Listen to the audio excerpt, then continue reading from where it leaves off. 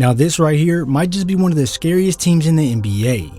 Now yes, they don't have the best record, they've took some losses in games they should have won, and even started off the season a little slow, but when you have a team with such great chemistry and arguably two of the most dominant players in league history, you're bound to make something special happen.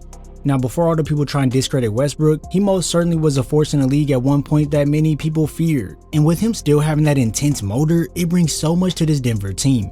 Take that and place it next to a 3-time MVP in Nikola Jokic and you truly end up with a scary combo. Versus the Kings, we seen Jokic put up historical numbers, posting 35 points, 22 rebounds and 17 assists, making this 5 triple-doubles in a row. This right here is no small accomplishment, as it led the Nuggets to a victory, putting them 2.5 games behind the second-seeded Houston Rockets.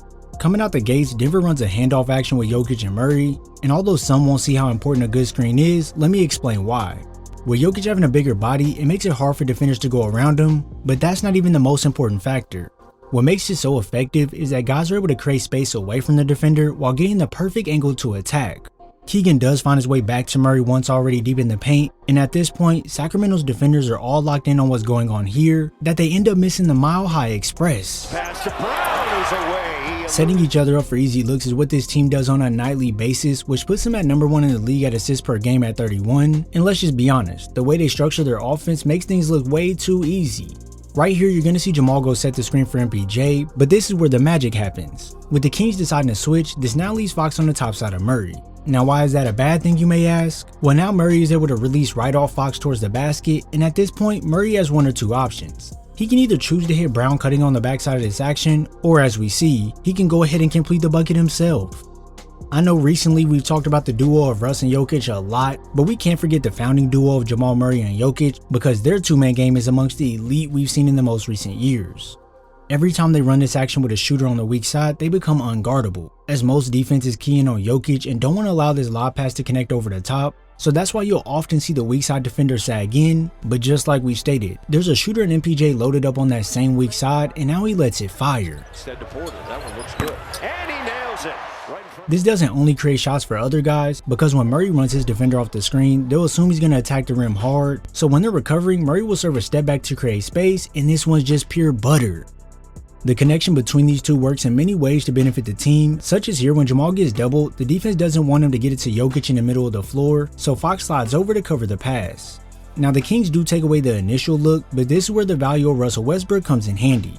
With a head of steam, Russ can receive the pass while pushing downhill, and with his quickness, there's no way the defense can get in front of him. Another time, we get to see Nikola just make a quick read spinning away from his defender to hit Murray flying down the floor, and if the defense shifts over even just a little bit, we'll go ahead and let him hear it. He sets, he fires. Payday! There's honestly not many times you see this defense opting to ISO ball, as their culture isn't built on that, as it's rather dismantle teams by moving the ball. With every action opening up many different looks, here you can see the first one with MPJ cutting to the rim, and look at the entire defense. Everyone is focused on this read to MPJ, but this is something you can't do when playing Denver. If we direct our attention to DeMar DeRozan, we can see that he's locked in on Jokic, not even aware of his man cutting. So by the time he notices Brown flashing into the lane, it's just too late. During the course of this game, DeRozan got caught a couple times just being too far out of position, as no matter where Jokic is at on the floor, he'll be sure to show you not to cheat the play.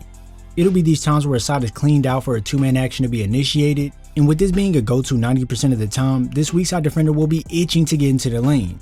And right here, you can see once DeRozan takes a step in, Jokic sends the pass, and here comes another tray ball. Yeah, all it takes is you being out of position for a split second and Jokic will get it there. Take this play for an example. When Sabonis and Fox collapse in on Jokic here, I want you to take a guess where the pass is going. I'll give you a couple seconds. 3, 2, 1. If you guessed to Jamal Murray, well, you would be wrong, as Jokic wraps his back to MPJ for the easy one in close. I'm telling you, take one wrong step and it gets serious. And if you add in that his gravity will often make defenses miscommunicate on the switch, this just makes life easier when he's setting up his teammates to score. Now some might wonder, why did they lunge so hard at a big man on the outside? Well, that's because Nikola is shooting 47% from deep, and this one right here is straight cash. His scoring mainly comes from the inside, where that amazing touch is shown off, and even through contact, he'll still put up 2 points. His 6'11", 284-pound frame allows him to start the post up at the elbow to then bully his defender all the way down to the paint, and at this point, all you can do is hope you bother the shot. Sabonis really looked like a stressed man out there having to contain Jokic, as one, he's just too big to be stopped from getting to his spots, and then two, he has the finesse and footwork needed to get you on a trampoline to then step through for a finish. His game is so versatile that you never know what's coming next, and out this triangle offense here, we're going to see Jokic make two different reads. On this first play, he could send it over to Murray as Keon Ellis is hung up on Brown, but with Fox not ready for this face cut, Jokic puts it right on the money. Now this time we see Nikola with the ball again, and instead of Murray cutting, he grounds himself on the screen, allowing Russ to cut on the backside. If you look at Keegan Murray, he's showing help so Jokic doesn't send the pass down low, but Nikola is a mastermind on the court, so he looks at Russ to make it seem like he wants to pass it there, but he's actually sending it over to the corner. Porter breaks it up, off the bench. Time and time again, defenders find themselves trying to stop a play before it even happens, but when you're dealing with the Serbian savant, you can't really do this. His ability to read and react to what the defense does is almost one of one, so thinking you can outsmart him is your first mistake. It's one thing to allow Jokic to get in a groove and cook you all game, but if he's doing so, then that means he's getting his teammates involved, and when they have confidence as well, it's truly game over.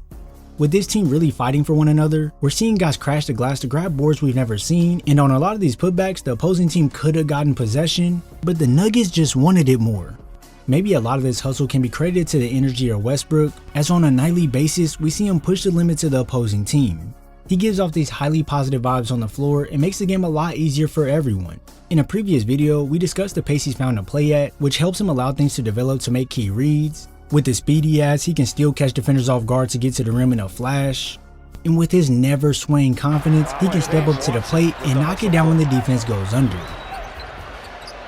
Straight away, Westbrook got it. There's honestly many different areas where this team can expose you, and if you don't come into the game with a solid proof game plan and a backup, well, you might as well put the L on the board. The Nuggets are on a 4-game win streak as they go against the Wolves tomorrow, and boy oh boy, that game should be a good one. If you enjoyed this breakdown, check out this one right here, and make sure you subscribe and turn on post notifications so you're first to know when I upload. I thank you all for your support, and I'll see you in the next video.